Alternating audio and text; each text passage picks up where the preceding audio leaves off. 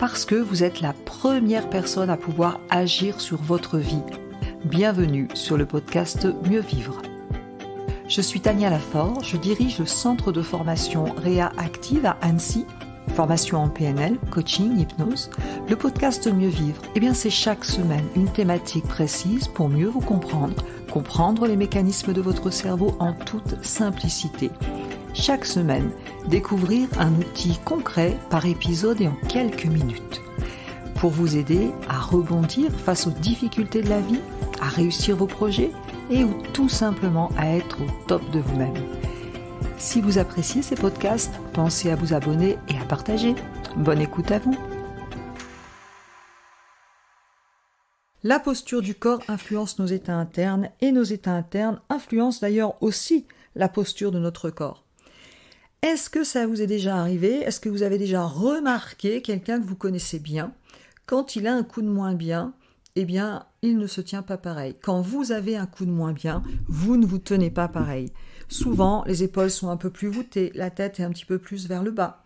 C'est normal parce que la posture du corps influence nos états internes et nos états internes influencent la posture de notre corps.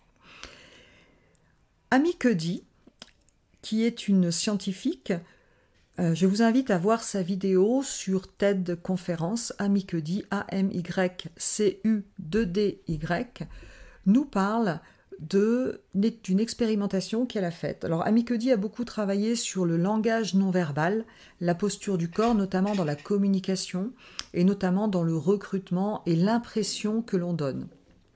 Ça, c'est une chose et on sait, je pense que tout le monde sait aujourd'hui que la façon dont je me tiens, la façon dont je parle va complètement influencer mon environnement, c'est clair. Mais bien au-delà de ça, puisque quand on fait des études, par exemple, si vous prenez des personnes qui se tiennent voûtées et vous faites une prise de sang, après, vous testez la testostérone et vous testez le cortisol, la testostérone et le cortisol diminuent.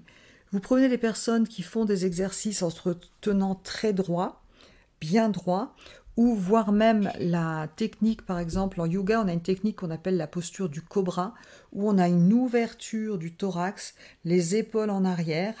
Vous allez faire une prise de sang après.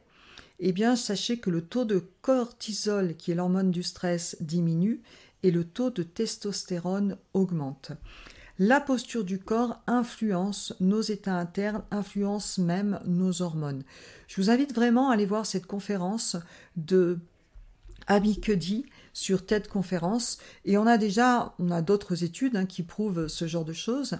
En tout cas, une chose à faire. Quand vous avez un coup de moins bien, le fait de vous redresser, d'avoir une ouverture au niveau du thorax, les épaules bien en arrière, va pouvoir influencer vos états internes. Observez-vous, auto-observez-vous, ne croyez pas ce que je vous dis, testez par vous-même. Testez, quand vous avez un coup de moins bien, de vous tenir beaucoup plus droit. Et tout ce qui est travail sur le corps, alors bien sûr, il y a tous nos outils, la PNL, l'analyse transactionnelle et beaucoup d'autres choses, mais sachez que la gestion des émotions, ça passe aussi, bien sûr, par un travail pour le corps. Le sport, l'énergie, tous les travails du corps comme le pilate, le yoga, qui vont travailler sur l'alignement corporel et le redressement du dos, aura un effet sur vos états internes. Merci d'avoir écouté cet épisode. Vous retrouverez tous les liens dans le descriptif du podcast. Vous pouvez nous retrouver sur notre chaîne YouTube. Vous pouvez télécharger des ressources gratuites, e-books. Vous pouvez aller sur notre site internet. Et avant de partir, surtout, abonnez-vous au podcast si vous voulez recevoir les prochains épisodes et laissez des petites étoiles pour que ces astuces puissent servir à d'autres personnes. Je vous remercie et je vous dis à très vite.